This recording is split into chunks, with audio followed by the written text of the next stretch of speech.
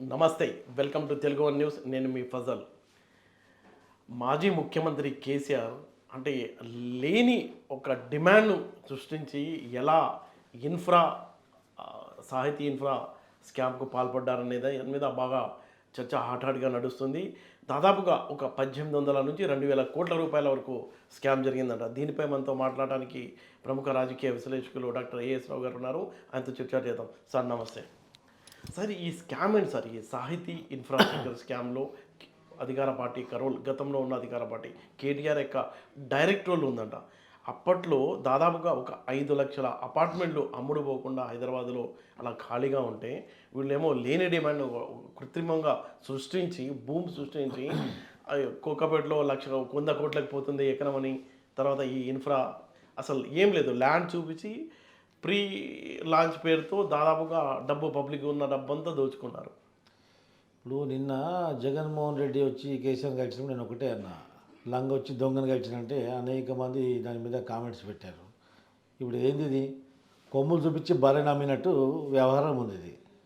అది లేనిటువంటి ఆ రోజు హర్షద్ మెహతా ఏ విధంగా చేశాడో అది డిమాండ్ లేనటువంటి షేర్లు, వాల్యూ లేనటువంటి షేర్లని అమాతంగా రాతోరాత అది షేర్లు రేట్లు పెంచేసి అది మా వేరే కస్టమర్స్ నుంచి దాని మీద ఇన్వెస్ట్మెంట్ పెట్టించేసి వాళ్ళందరినీ టోకరా ఇచ్చిండ్రు. అదేవిధంగా వీళ్ళ రక్తం బొట్టులో అణువుల మోసం దాగినది. ఈ యొక్క గజ దొంగలీలు, అలీబాబా 40 చోర్ నా కొడుకులు వీళ్ళంతా బందిపోటు దొంగలీలు. అంటే మీరు కేటీఆర్ని హర్షద్ మెహతాతో పోలుస్తున్నారు. అంతకంటే హీనం. హర్షద్ మెహతా వ్యాపార సముదాయాలలో చేసుకోడు. ఈడైతే మొత్తం పేద ప్రజల కష్టార్జితాన్ని లాక్కున్నాడు కదా.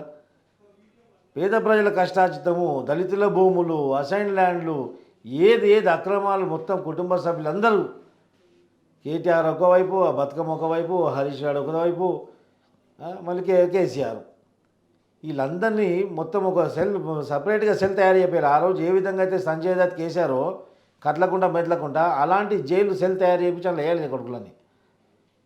18,000 నుంచి 1800 నుంచి 2,000 కోట్ల రూపాయలు ప్రజాధనం దుర్వినియోగం చేసి ప్రజల సొమ్ము కండక్ట్ చేసి అక్కడ ల్యాండ్ అంత డిమాండే లేదు, మొత్తం అపన్నంగా రాత్రి అమ్మేసి పిచ్చోళ్ళని చేసి, అంటే ప్రభుత్వంలో ఉన్నారు కదా కేటీఆర్ ఒక మంత్రి కదా అని చెప్పేసి వాళ్ళ యొక్క ఇమేజ్ని వాడుకొని, వాళ్ళ యొక్క పదవిని వాడుకొని, ప్రభుత్వ వ్యవస్థలందరిని వాడుకొని, అధికారులను వాడుకొని ప్రజల్నే మోసగిస్తున్నారు. ఏ ప్రజలైతే అగ్రిగోల్డ్తో కంపేర్ చేయవచ్చు. అదని అగ్రిగోల్డ్ కంటే ఎక్కువ స్కామ్ ఇది.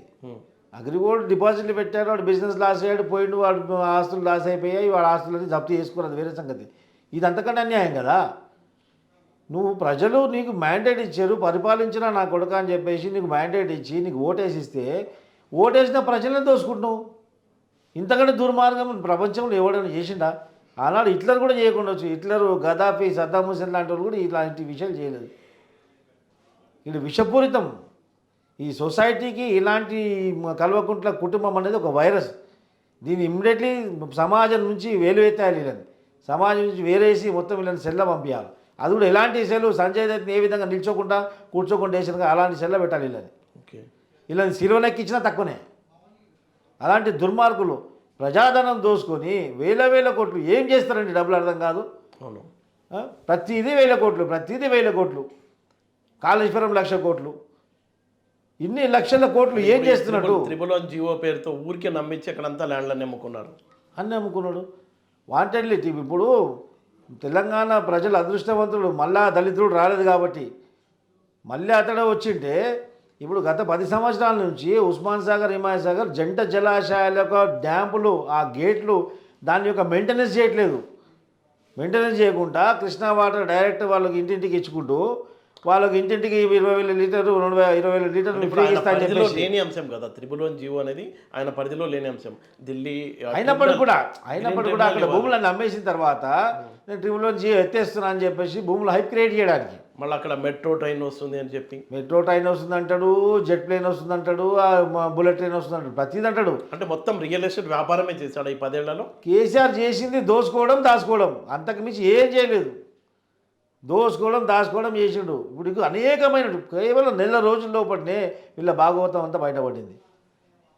ఇంకొక 15 రోజులు ఆగండి, బీఆర్ఎస్ కండవగానే బీఆర్ఎస్ పేరు చెప్పుకుని ఎవడు సమాజంలో తిరిగే పరిస్థితి ఉండదు. ప్రజలే కొట్టడానికి రెడీ ఉన్నారు ఇప్పుడు. ఓకే. ఇప్పుడు పోనీ ఎంపీ ఎలక్షన్స్లో ప్రజలు తిరగమని చెప్పండి, చెప్పు ఇసుకుని కొడతారు కొడుకులని అందరినీ. ఇప్పుడు ఏ ముఖం పెట్టుకుని ప్రజలకు పోతారు? 10 ఏళ్ల పాలనలో కేవలం చేసింది వ్యాపారమే అంటారు. దాచుకోవడం దోచుకోవడం దాచుకోవడం, 10 ఏళ్లలో దోచుకోవడం చేసింది, ఇంకేం చేయలేదు. అంతకంటే మించి పరిపాలన ఏం చేయలేదు. పరిపాలన మొత్తం సర్వనాశనం. అభివృద్ధి పేరుతోటి ఇవన్నీ దోచుకున్నాడు ఆయన.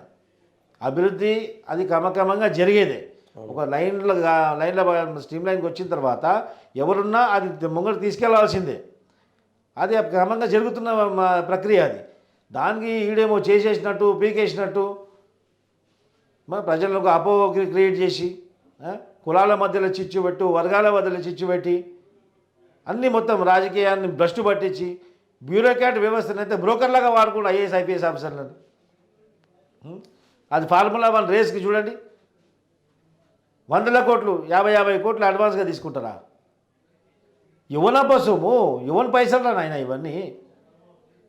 ప్రజల పైసలు ప్రజల కష్టార్జితంతో ప్రజల ప్రభుత్వ ఖజానాకు జమ కడితే నువ్వు ఇష్టం వచ్చినట్టు నీ సొంత ఇనుపపెట్టేలాగా చెప్పుకొని నువ్వు ఇష్టం ఉన్నట్టు వాడుకొని ఎవడు చెప్పి నీకు ఎవరు అధికారం ఇచ్చిండు? ఇది ప్రజాస్వామ్యమా, నియంత్రిత పరిపాలన?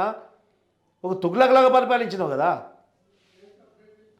రానున్న రోజుల్లో తెలుస్తుంది. ఇప్పుడు రేపు కేసీఆర్ కానీ కేటీఆర్ కానీ బీఆర్ఎస్ పార్టీ నాయకులు ఎవరైనా ప్రజలు తిరగమని చెప్పండి, రానున్న ఎంపీ ఎలక్షన్స్లో ప్రజలు తిరగబడి తన్నెలు కొడుతున్నారు. ఆ పరిస్థితికి ఈరోజు వచ్చింది.